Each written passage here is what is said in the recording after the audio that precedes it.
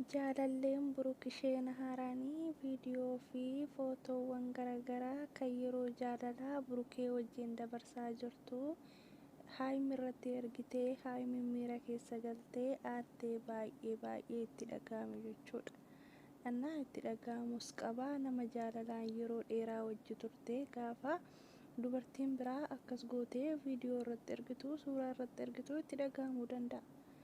Annaa nageenya isin irraanfanne nageenyiif jaalalli waaqayyoo isiniif haa ta'u. Anis obboleettiin keessan nagaa fayyaa kooti. Isinis bakka jirtanitti nagaa fayyaa naaf ta'aadha. Anis jira galanni waaqayyoof haa ta'u. Annaa Haayiminii miira keessa galteeti kan isheen dhuftee ani wanta akkanaa Burukirraa nan arga jedhee yaanne garuu moo'itu wanta nan arga jedhee yaannitu na mudachaa jira. Osuma jammareewu laayifii haaraa osuma jammareewu akkamittiin yeroo dhiyoo tana keessatti jammaruu danda'e akkamittiin danda'e garuu anammoo wantoota garaagaraa biyaansii gara waggaa lamaatitti kan deemaa jiru ji'a lama bichaatu hafee waggaa lama gahuudha yeroo jaalalaa kan waliin dabarsuu eegalle haa ta'uyyuu malee jireenyi qoosaa miti jireenyi qaldii miti jireenyi bakka guddaa qaba iddoo guddaa qaba waan guddaadha akkamittiin waggoota kana hunda waliin turre akkamittiin dubartiin arrabsiisaa akkamittiin dubartiin hanga kana hojjechuu bira geessee uffata koo na yaasu san biratti viidiyoo akkanaatii fi suurawwan akkanaa kana akkamittiin irratti erguu dandeessi biyaansi yookiin waliin mari'atanii ta'uu danda'a. Kanammoo yaamee maaliif akkana irratti erganii naaf hin galle nan gaafadha. Garuu immoo waaffi illee yoo ta'e simmeetii kiyyaaf wanta kana hin godhu ture. Maaliif anaaf inni yeroo jaalalaa baay'ee waliin dabarsine wantoota akkanaa kana yeroo xiqqoo keessatti arguu hin fedhu. Ani osoo waan tokko jammaree rakkoon tokko uumamee rakkoo tokko osoo furinii akkamittiin rakkoo biraa akkamittiin uuma osoo iyyuun rakkoo iyyuu osoo hin dhumin akkamittiin rakkoo biraa fida maal jechuudha kuni jireenyi qaldiidha baay'ee aaree baay'ee kaffa'ameeti kana nan dhufe akkamitti waan akkasii gochuu qabaaye ani waaf illee hoo ta'e isa wajjin jireenya gaarii jireenyas badaas dabarseera hanganatti garuu immoo iddoo jaalalaa nan dhabaaf jedhee miti garuu immoo haalli tokko akka isa san ofitti hin qabne si taasisa akka namni sun amma fakkeenyaaf isheen ofitti qabuu barbaadde wantoonni ishee irratti ta'aa jiran kun akka isaa ofitti hin qabsifne kan godhu jechuudha wanta humnaa ol natti ta'edha jechuudha innaa ani nageenya kiyyaaf gammachuu kiyyaa fi wantoota akkanaa gochuun qabu ture. Innaa wantoonni iyyuu irratti raawwatame suni wantoonni iyyuu suni osoo furamin kun deebi'ee dhufe garuu immoo ani kan iyyuutiin iyyuu hin barbaadu jedhee cufee jira. Garuu immoo kan iyyuutiin erga ofirraa dhiibee kanaan immoo waan fi osoo ta'uu itti naaf fidu yookiin immoo walitti nu deebisu inni kuni wanti inni hojjetaa jiru kuni wanta walitti nu deebisu miti addaan nu fageessa malee biyaansii wanta akkanaatirraa fagaadhu yookiin immoo anaan nan jeeqini yookiin immoo anaan irratti hin argisiisini gina Haayimiin jaallatti dhugaa rabbiin jaallatti innaas hin jaalladha jetteen isheenuyyuu garuu Haayimiin yoo inni kadhatu hin biyyo yoo inni biraa deemu wayyoo min maalat no maal jechuudha dhugaa rabbii jechuun yeroo tokko isheen badii qaba isheen illee xiiqin isheen qabattee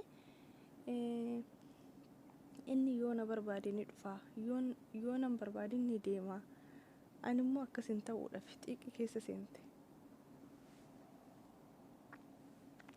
innis akkasi oo na barbaadde ni dhufti yoo nan barbaanne hin deemti kun immoo hin ta'udha innis innaa kanuma caalaa walii galanii naamusaan yoo waliin jiraatan hanga kana nama of jidduu galchanii wal borcanii ምናምን jechuudha jechuudha.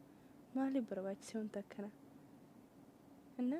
Namni wal jaalate aarsaa hedduu walii kaffaleeti kan waggaa lamaan kana waliin turan jechuudha. Annaa Haayimin immoo harkumaan nan tuqinaatti. Yookiin sin jaaladhetti yookiin harkaan nan tuqin jetti. Wayinii gude jaalala kana godhachuudha. Hayyoo jaalalli kunillee biyya rakkise. Warruma online irra kana bichaa rakkisee fakkaata jaalalli kunis. Annaa akkasuma Burukee yaamuu qabaa, Burukeetti dawalee yaamuu qabaa. Kanaaf immoo waan inni jedhu immoo kan walumaan laallu ta'a jette dawwaltee yaamte. Akkasumas hin dhufee na yaaddee na yaamtee ofitti haammatee naan immoo itu si wajjin mormaa fi ciqiciqiidhaaf haqimiin qabu kanaafuu nan tuttuqin jetteeni. Annaa akkas taanaan ishee dheetuma adabatee taa'ee kazaan maaliif wanta akkanaa maaliif gochuu si barbaachise? Akkamitti waan akkanaa hojjetta? Maal hojjedhenna? Maaliin dhaqunii jettee viidiyootti agarsiiste. Annaa kolfee annaa kan akkamitti agarsiise kan akkamitti inni sirriitti argannaan isheedha kana. Annaa argati nan barbaanne erga naffeene ta'ee viidiyoon kun sirriitti argamuutu si aarse moo anaaf isheen laayivii gaarii dabarsuutu si aarsenna. Lisiif isheen laayivii gaarii dabarsuutti nan aara. Maaliif aarta nan barbaaddu miti sababbiin ati aartummaan waaf illee ta'uu akkamitti yeroo xiqqoo kana keessatti jammarta. Maa jammaruu muftiin qabu ana yoo ati na diddu yoo ati na dhibdu ani si jammarsi duuma deemuun qaba. Akkas jechuu osoo hin taane hanga kana na dhiibuun qabdu. Hanga kana na dhiibuun qabdu osoo hin taane hanga kanatti jammaruun qabdu. Innaa yaada lama godhee isinitti haasaara asii haasa'a jechuudha. Hanga kanatti jammaruun qabdu maaliif hin jammarre? Akkamitti wanta akkanaa goota? Akka barbaadan waliin ta'uu dandeessan ishee ana hoo maaliif narratti argitanii? Nageenya kiyya maaliif jeeqxa? Maaliif nageenya na dhoowwita? Maaliif na jeeqxatteeni? Annaa namaayyuu erga nan barbaanne waan nageenya kee tuquun jiru waan ta'eef maaltu si dhibee jedheeni. Annaa akkasuma ishee wajjin haasaa ishee yaam jennaan isheellee yaamee daa'imni makiinaa keessaa qabaa makiinaa keessaa ol fidatee dhufe. Annaa maaliif viidiyoo kanaan irratti argitennaani akka abdii kutattuuf jette. Akka abdii kutattuuf jennaan haala kanaan abdiin kutachiista jette. Eeyyee kana caalaa maaltu jira waan biraannaa. Annaa ishee saniin illee bakka akka itti haasoftuu hin barbaadutte. Annaa akka itti haasoftuu immoo hin barbaadin bayikaatte. Akka itti haasoftuu hin barbaadunna. ግን maaliif garuu akkas dubartii hamileen cabsinaa warri dhiiraa kun dhugaa rabbii. Innaa Haayimii madhiifama gaafadhu. Haayimiin amma gaabbitee jirti dhugaa rabbii. Maaltu si aarsennaa waa si jaaladhuufi. Akka na jaallattu nan beekadhaan erga akka si jaaladhu beektee wanta akkanaa maaf hojjettaatti. Haayimiin bara dubartii nama jaalattu banee naaf handuuti. Kan nama hin jaalanne baruu isheetteetuma waan barbaade haa ta'uu laalti. Dhuguma bara. Kan hin jaalanne bakka inni ga'uuma bakka barbaade haa dhaqu jechuudha sitatti takka irratti argee jetti.